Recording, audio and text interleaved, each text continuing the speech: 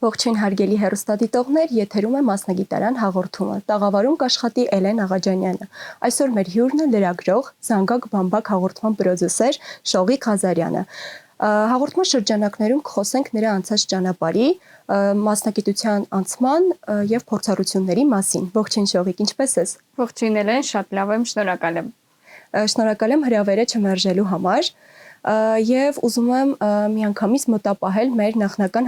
զրույցը, երբ ասացիր, որ ցանկանում ես դառնալ իրավաբան։ Ինչի արդյունքում ես դու հիմա այստեղ եւ այսպես ասած նավակը ինչպես քեզ տարավ դեպի լրագրություն։ Այնպես եղավ, որ հստակ որոշել էի, որ իրավաբան եմ դառնալու, նույնիսկ միասնական քննությունների համար արդեն մասնավոր պարապում էի, բայց մի օր դպրոցում, ավագ դպրոցում հայտարարեցին, որ կա ընդունելություն լրագրության դասընթացների, ու քանի որ մանկուց ինձ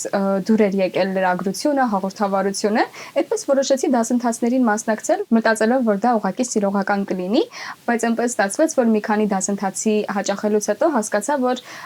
ուզում եմ լրագրող դառնալ, ինձ համար շատ անսպասելի որոշում էր, նաև ընտանիքիս անդամների համար, որովհետև մանկուց շատ ամաչկոտ եմ եղել ու անգամ ընտանիքիս անդամները մտավախություն ունեին, որ կարող եմ չհաջողել, հաստատ մի քանի օր անց կփոշմանեմ ու այլ մասնագիտություն կընտրեմ, բայց այնպես եղավ, որ լրագրության ֆակուլտետում սովորելը ինձ համար բնավորություն ձևավորեց եւ հասկացա, որ ամեն դեպքում սիրում եմ այս մասնագիտությունը եւ այդպես ավարտեցի ֆակուլտետը։ Իսկ ինչ տվեց քեզ լրագրությունը։ Լրագրությունը առաջին հերթին օգնեց, որ բնավորությունս փոխեմ, շփվեմ մարդկանց հետ, եթե նախկինում ես կոմպլեքսավորվում էի մարդկանց հետ շփվելուց, այս մասնագիտությունն ինձ օգնեց տարբեր միջավայրներում կարողանալ ինձ դրսևորել եւ շատ ուրախ եմ այդ կապակցությամբ։ Դու Զանգակ Բամբակ հաղորդման պրոդյուսերն ես, եղել ես նախկինում լրագրող, կասես ինչ կերպ է լրագրությունը քեզ օգնում պրոդյուսինգի մեջ։ Շատ է օգնում, քանի որ եւ Զանգակ Բամբակի պրոդյուսերն եմ եւ նաեւ լրագրողը ինձ օգնում է ավելի ներգրավված լինել հաղորդումներին, որովհետեւ եթե որպես պրոդյուսեր ես պետք է պատասխանատու լինեի թիմի աշխատանքի համար, անեի այնպես, որ ամեն ինչ անխափան ընթանար, այս դեպքում ես ինքս եմ նաեւ գտնում հերոսներին, նախապես այցելում եմ կամ հեռախոսազանգի միջոցով խոսում եմ իրենց հետ, ծանոթանում եմ եւ այդ ամենն օգնում է, որպեսզի ավելի շատ լինենք հաղորդման մեջ, ամեն մանրուք մտածենք։ Գնում եք մարզեր, գնում եք գյուղեր, եղանակի պայմանները ձեզ երբեք չեն խանգարում։ Որպես պրոդյուսեր, ինչպես ես կառավարում թիմը եւ ինչ աշխատանքներ են մտնում քո ֆունկցիաների մեջ։ Իմ աշխատանքային պարտականությունների մեջ մտնում է այն, որ պետք է նախ գտնեմ հերոսներին, որոշեմ, թե որտեղ ենք նկարահանումն իրականացնելու եւ այնպես անենք, որպեսզի ամեն մեկս պատասխանատու լինենք մեր արած գործի համար։ Երբեմն զույգն այնքան հաճելի է լինում, որ անկախ տան պայմաններից մենք որոշում ենք իրենց նկարել, այդ դեպքում այլընտրանք ենք մտածում, երբեմն իրենց այլ նկարահանման վայր ենք տանում կամ շատ հաճախ թիմով որոշում ենք, որ իրենց տունը պետք է ձևափոխենք, կահույքն ենք տեղափոխում եւ այդպես ստանում ենք այն տեսարանը, որը որ մենք ուզում ենք։ Այսինքն լինում են ֆորս մաժորային իրավիճակներ։ Շատ հաճախ են լինում, նույնիսկ եղել է, որ գնացել հասել ենք Դիլիջան նկարահանման համար ու անձրև է սկսվել ու մենք չէինք նախատեսել, որ անձրև է լինելու, որովհետև որոշել էինք, որ ամբողջ նկարահանումը դրսում է լինելու, բայց այնքան գեղեցիկ ստացվեց նկարահանումը հենց անձրևի ժամանակ, որովհետև հենց այդ պահին պետք է կարողանաս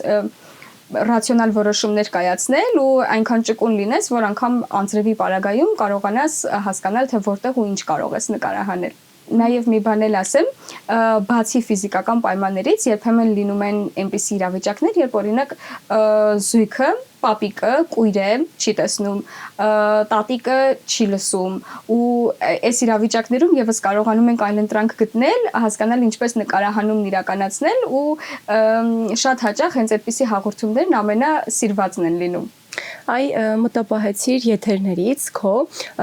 կհիշես որևէ զույգ կամ պատմություն, որը շատ տպավորել է քեզ եւ այսպես ասած հուզել է։ Այո,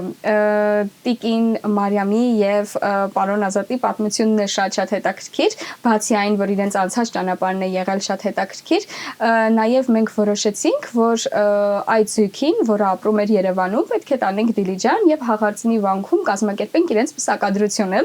եւ իրենք 80 տարեկան լինելով համաձայնեցին ու շատ ուրախացան։ Իսկ լինում են պահեր, երբ հասնում եք տեղ ու հյուրը պարզապես չի ցանկանում նկարահանվել։ Եղել է նման դեպք։ Շատ հաճախ լինում է, որ նկարահանումից 1 կամ 2 օր առաջ ենք իմանում, որ օրինակ այդ զույգը որոշել է, որ այսօր պետք է քաղաքից դուրս գնա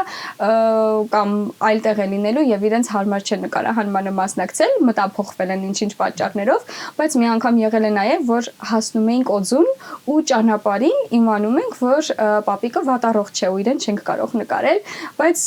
չենք ընկճվում եւ մինչեւ հասնելը գյուղապետի օգնությամբ կարողանում ենք մի քանի զույգի գտնել, նրանցից ընտրել մեկին ու իրենց նկարել ու պապիկը 90 տարեկան էր, շատ բարդ էր իրենց նկարահանելը, բայց այնքան գեղեցիկ հաղորդում ենք ստացել, իմ ամենասիրած հաղորդումներից մեկն է եղել։ Իսկ եղել է դեպք, որ եթեր չի գնացել որևէ հաղորդում, բայց այն քեզ մասնագիտական մեծ փորձ է տվել կամ որևէ կերպ անդրադարձ է կատարել քո մասնագիտության մեջ։ Այդպիսի դեպք չի եղել, ում նկարել ենք եթեր գնացել է, բոլոր պատմությունները եթեր գնացել են, բայց շատ հաճախ երբ որ աշխատանքի բերումով որևէ դժվարությունների ենք հանդիպում, դրանցից պարզապես չենք ընկճվում եւ փորձում ենք այդ պահին արագ որոշումներ կայացնել ու կարողանալ ստանալ այն, ինչի համար որ հասել ենք այդտեղ։ Անցնենք լրագրությանը, եղել է դեպք, որ չցանկանաս զբաղվել լրագրությամբ, ինչպես ես հաղթահարել այդ փուլը։ Կարծում եմ բոլորի մոտ անկախ մասնագիտությունից լինում են այդպիսի этаպներ, երբ ուղղակի դժվարություններից ելնելով որոշում ես, որ պետք է փոխես մասնագիտությունդ, դա քոնը չէ, բայց անկախ ամեն ինչից պետք է հասկանալ, որ դժվարությունները նրա համար են, որ մենք ավելի ուժեղանանք ու ամեն անգամ, երբ որ նման этаպ է եղել իմ կյանքում, ես փորձել եմ ուղղակի հասկանալ սխալ ինչումներ, ինչպես կարող եմ ինքս ինձ փոխել ու այդպես կարողացել եմ դա հաղթահարել։ Մի այսպիսի պատմություն կա, ինձ շատ է տպավորել ու ամեն անգամ նման իրավիճակում հայտնվելիս հիշում եմ, մի տղա փորձում է թիթեռին օգնել իր կոկոնից դուրս գալ,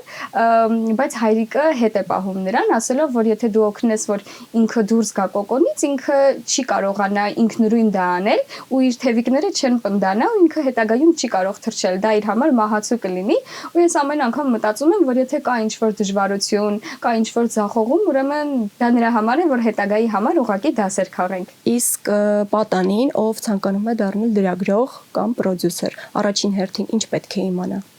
Կարծում եմ պետք է հստակ գիտակցի, որ պատասխանատվության մեծ զգացում պետք է ունենա, որովհետև դու երբ աշխատում ես որպես լրագրող, որպես պրոդյուսեր կամ թեկուզ այլ մասնագետ, պետք է իմանաս, որ դու ներկայացնում ես քո ամբողջ թիմը, եւ եթե դու անում ես մի սխալ, դա բոլորի սխալն է եւ նույնը հակառակը։ Դրա համար պետք է մատների արանքով չվերաբերվել, իմիջայլոց չվերաբերվել ամեն ինչին ու կրկնակի պատասխանատվությամբ աշխատել։ Ինչն է քեզ համար էական անկախ մասնագիտությունից։ Շատ կարևոր է անձնականն ու գործնականը իրար չխառնել։ Մենք ներքին կարգախոս ունենք մեր թիմում, որ այն ինչ կատարվում է նկարահանման հրապարակում, մնում է միայն այդտեղ եւ դուրս չի գալիս։ Բոլորս նկարահանման ավարտից հետո դա մոռանում ենք ու դա շատ կարևոր է։ Շնորհակալություն, սիրելի հեռուստադիտողներ, այսօր մասնագիտարան հաղորդման հյուրն էր լրագրող, Զանգակ Բամբակ հաղորդման պրոդյուսեր Շողիկ Ղազարյանը։ Մինչ հանդիպում, մնացեք մեզ հետ։